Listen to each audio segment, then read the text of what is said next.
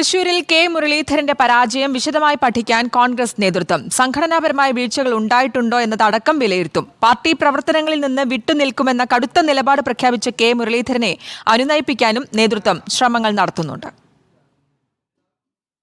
തിരിച്ചടിയുടെ നിരാശയിൽ വൈകാരിക പ്രതികരണം നടത്തിയ കെ മുരളീധരനെ ചേർത്തുപിടിക്കുകയാണ് പാർട്ടി നേതൃത്വം. കെ മുരളീധരൻ പാർട്ടിയിൽ കരുത്തനാണെന്ന് രമേശ് ചെന്നിത്തല. മുരളിയുടെ തോൽവിയിൽ ദുഃഖമുണ്ടെന്നും ചെന്നിത്തല റിപ്പോർട്ടറിനോട്. പാർട്ടി ഏൽപ്പിക്കുന്ന ഏത് ദൗത്യവും ഏറ്റെടുക്കാൻ സന്നദ്ധത കാണിക്കുന്ന മികച്ച രാഷ്ട്രീയ പോരാട്ടം നടത്തുന്ന വ്യക്തിയാണ്. അതുകൊണ്ട് അദ്ദേഹത്തിന് തോൽവിയിൽ അദ്ദേഹത്തോടൊപ്പം ഞങ്ങൾക്ക് എല്ലാവർക്കും ദുഃഖമുണ്ട്. ഇടഞ്ഞു നിൽക്കുന്ന കെ മുരളീധരനുമായി നേരിട്ട് സംസാരിക്കുമെന്ന് കെ സുധാകരൻ വ്യക്തമാക്കി. തൃശൂർ DCCയോട് വിശദീകരണം തേടാനാണ് തീരുമാനം. അന്വേഷിക്കാൻ പോകുമ്പോൾ പിന്നെ തൃശൂർ DCC അല്ലേ മറുപടി പറയേണ്ടുന്നത്? അവരുടെ കീഴിലല്ലേ ഇതെല്ലാം നടന്നിരിക്കുന്നത്? എന്താണ് അദ്ദേഹത്തിന്റെ മനസ്സിന് സംഭവിച്ച പ്രശ്നം എന്താണ് എന്നുള്ളതാണ് എന്റെ പരാതി എന്താണ് അദ്ദേഹത്തിന്റെ എന്ന് കേട്ടാലേ നമുക്ക് അതിനുവേണ്ടി അദ്ദേഹത്തെ ഞങ്ങൾ കാണുന്നുണ്ട്.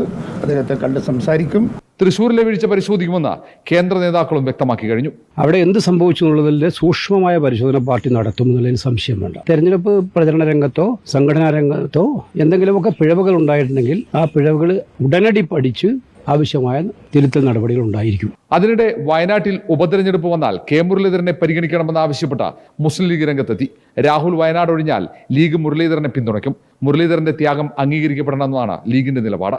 ഇനി കെ മുരളീധരന്റെ തുടർ നിലപാടുകളാണ് ശ്രദ്ധേയമാവുക. സംഘടനാ പ്രവർത്തനങ്ങളുമായി സഹകരിക്കുന്ന നിലപാടിൽ ഉറച്ചു നിൽക്കുമോ അതോ മുരളീധരൻ അയയുമോ എന്നതാണ് പ്രധാനം. റിപ്പോർട്ടർ, തിരുവനന്തപുരം.